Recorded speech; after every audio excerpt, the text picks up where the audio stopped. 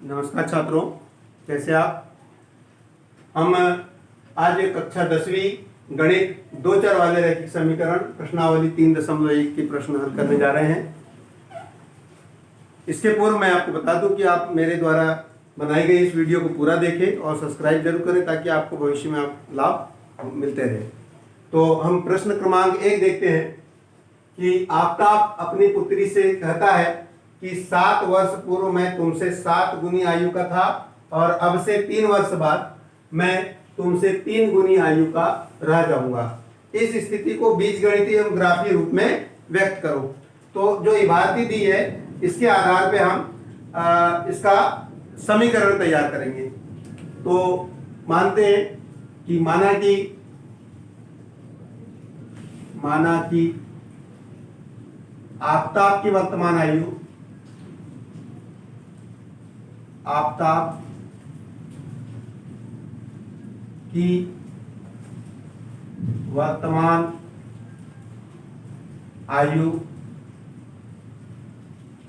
x वर्ष है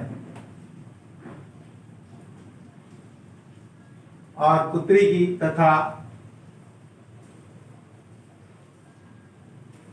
की वर्तमान आयु y वर्ष है। पहली स्थिति है कि 7 वर्ष पूर्व, स्थिति नंबर 1 है 7 वर्ष पूर्व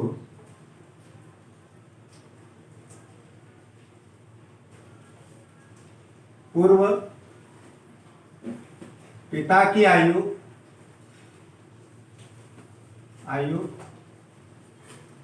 पुत्री के आयु की 7 गुनी है। ये शर्त है। तो इसके लिए इसलिए हम ले लेंगे एक तरफ पिता की आयु और दूसरी तरफ पुत्री की आयु। ठीक है। तो 7 साल पहले मतलब पिता की भी आयु 7 साल कम हो जाएगी और पुत्री की भी आयु 7 साल कम हो जाएगी, यानी कि 7 x ऋण 7 और y ऋण 7। इस स्थिति में पिता की आयु पुत्री की आयु के 7 गुने के बराबर, 7 का गुणा कर देंगे। जब 7 का गुणा करेंगे तो पिता और पुत्र की आयु इस स्थिति में बराबर रहेगी। तो x ऋण 7 बराबर 7 गुणित y ऋण 7। तो अब ये समीकरण के रूप में कन्वर्ट हो जाएगा। यह आ जाएगा x ऋण 7 बराबर 7y ऋण 49, 7 ही 49।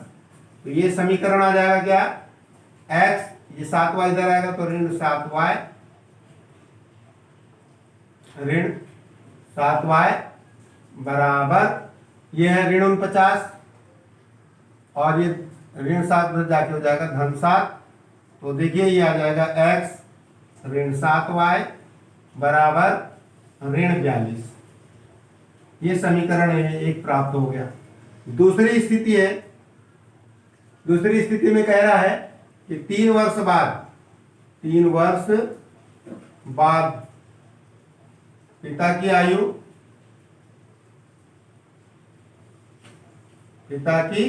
आयु पुत्री के आयु की 3 गुनी होगी। यानी हम एक तरफ पिता की आयु रख देते हैं, दूसरी तरफ पुत्री की आयु। तो 3 साल बाद तो इसकी भी आयु 3 साल बढ़ेगी और इसकी भी आयु 3 साल बढ़ेगी। तो दोनों की आयु इस स्थिति में पिता की आयु पुत्री की आयु के 3 गुनी है। मतलब पुत्री की आयु में 3 का गुणा करेंगे तो ये जो बैलेंस हो जाएगा बराबर हो जाएगा।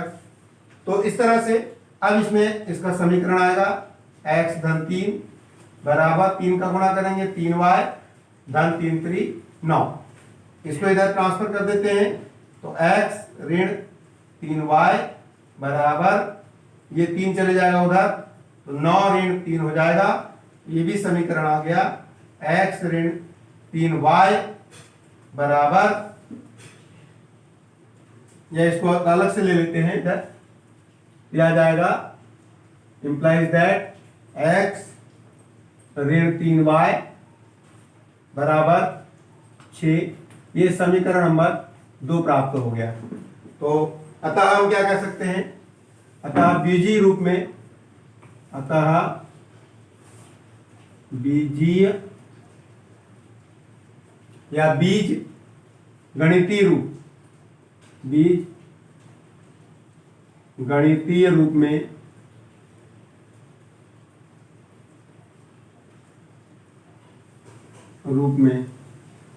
क्या हो जाएगा, ये कथन बीज गणितीय रूप में कथन का रूप हो जाएगा x ऋण 7y बराबर ऋण 42 और दूसरा है x ऋण 3y बराबर 6।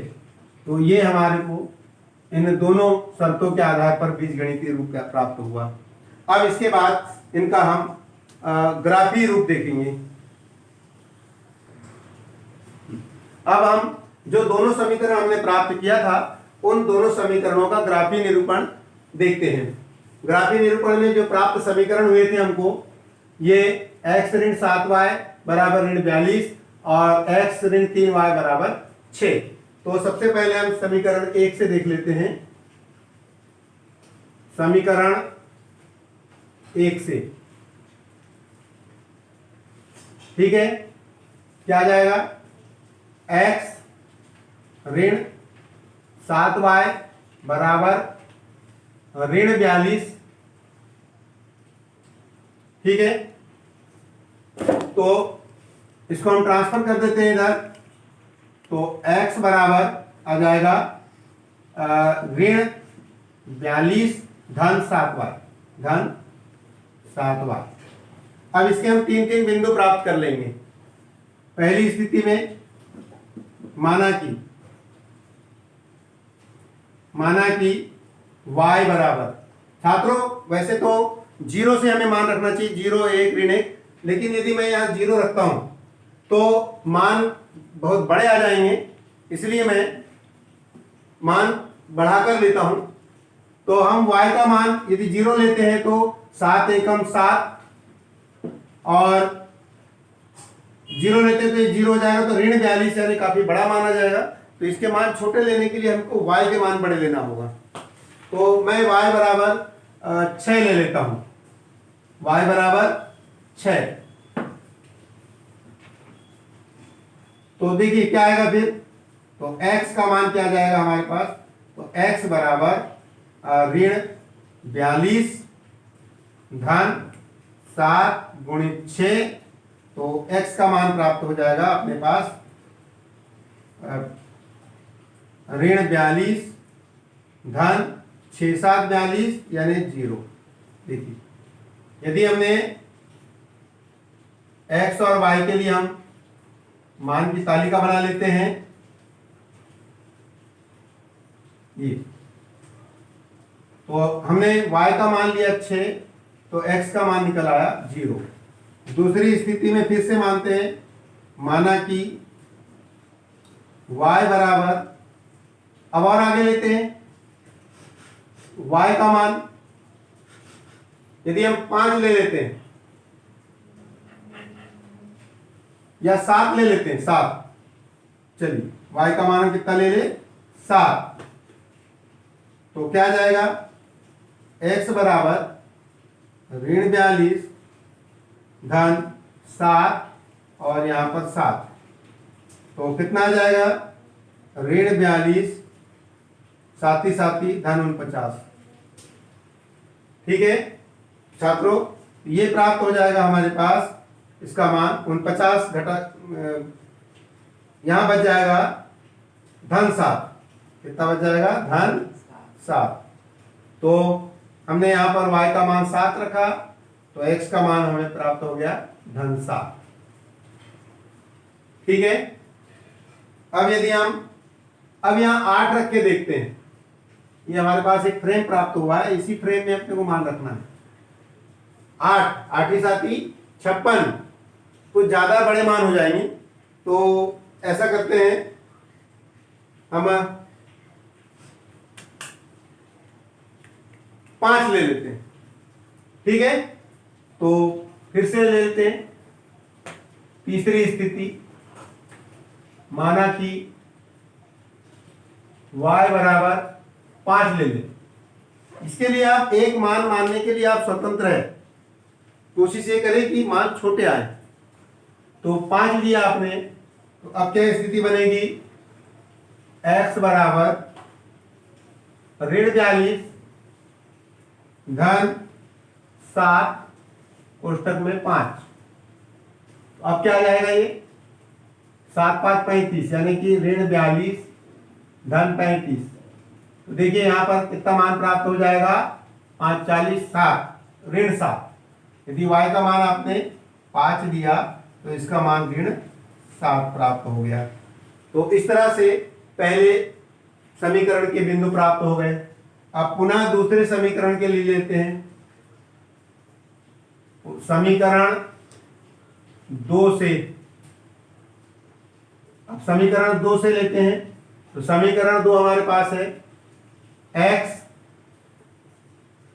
-3y बराबर 6।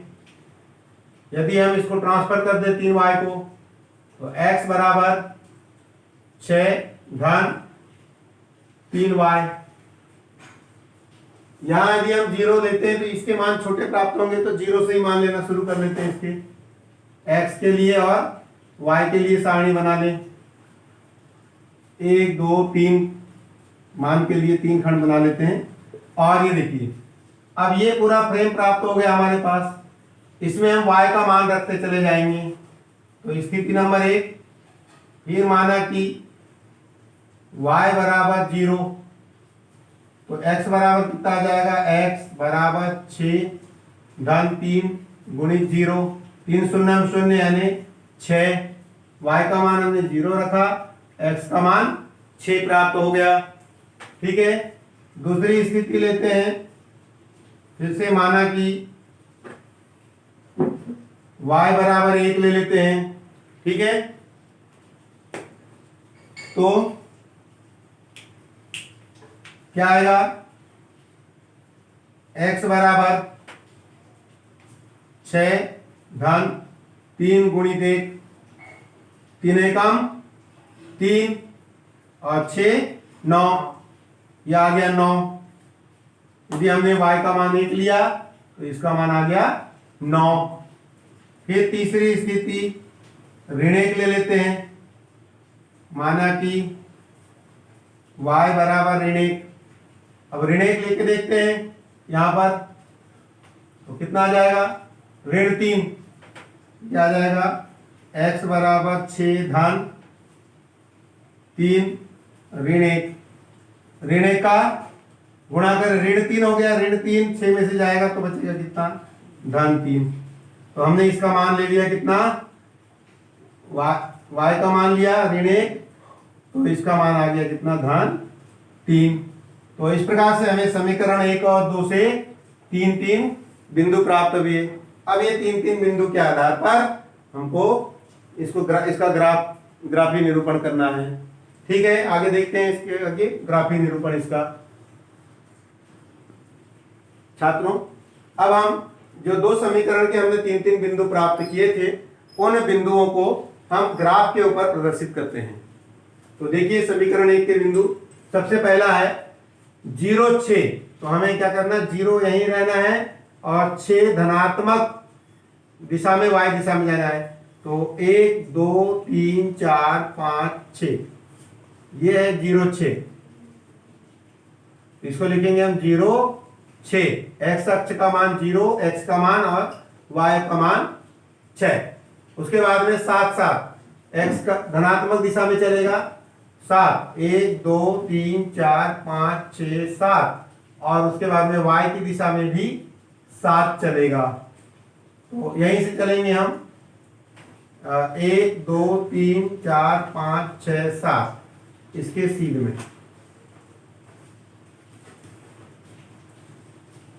ये इसके सीध में आ जाएंगे 6 के, 1 2 3 4 5 6 7 के सीध में। यहां प्राप्त होगा ये बिंदु लगभग तो ये आ जाएगा 7 7 बिंदु। और इसके बाद है ऋण 7 5।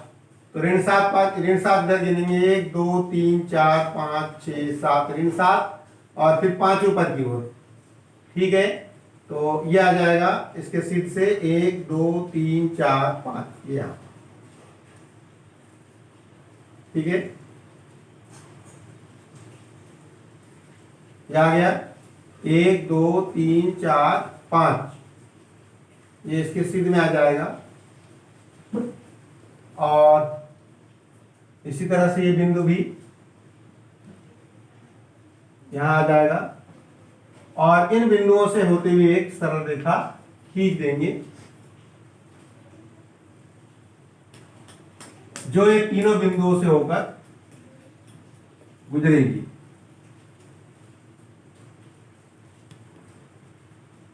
और इसका समीकरण लिख देंगे हम, यह आ जाएगा x ऋण 7y बराबर ऋण 42, समीकरण नंबर 1। और दूसरी रेखा जाएगी, इसके निर्देशांक है 6 0। तो पहले 6 जाएंगे हम, 1 2 3 4 5 6, उसके बाद में 0, तो ये यहीं पर प्राप्त हो जाएगा 6 0 6 0। फिर उसके बाद में है 9 1 1 2 3 4 5 6 7 8 9 और 1 धनात्मक दिशा की ओर जाएगा, तो ये प्राप्त हो गया इसका 9 1।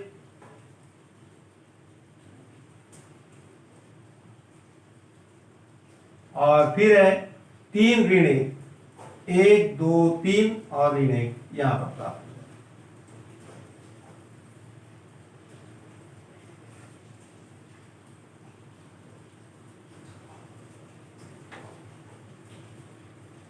3 ऋण 1।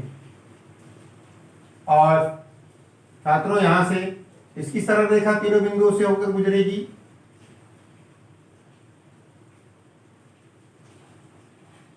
इस तरह से सरल रेखा आ जाएगी और इसका समीकरण हम इस पे लिख देंगे, x ऋण 3y बराबर 6, ये समीकरण 2। तो इस प्रकार से इसका ग्राफीय निरूपण हो गया। छात्रों, आपको मेरी वीडियो पसंद आई हो तो इसको सब्सक्राइब और लाइक अवश्य कीजिए। धन्यवाद।